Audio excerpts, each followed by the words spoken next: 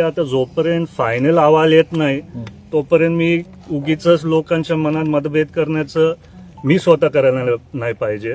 आता जे आम्हाला काय वैयक्तिक वाटतं ते वाटतं, पण जेव्हा फायनल अहवाल येईल तेव्हा मी तुमच्या समोर सगळी स्पष्ट भूमिका मांडतायत त्याला तुमचा पाठिंबा आहे.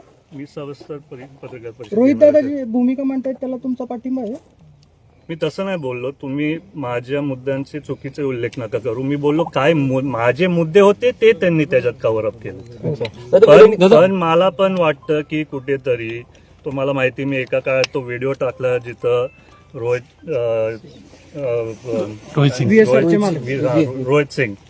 रोहित सिंग त्याच्यात झोपलेले होते आणि त्याच्यात पण मी आग्रह केलं की जर असा अपघात झाला तर आता तुम्हाला मला एक प्रश्न विचारायचा आहे. जर एक बिल्डिंग पडली तर त्या बिल्डिंगच्या मालकाला तिथं अटक करतात, त्यांच्या इंजिनियरला नाही करत.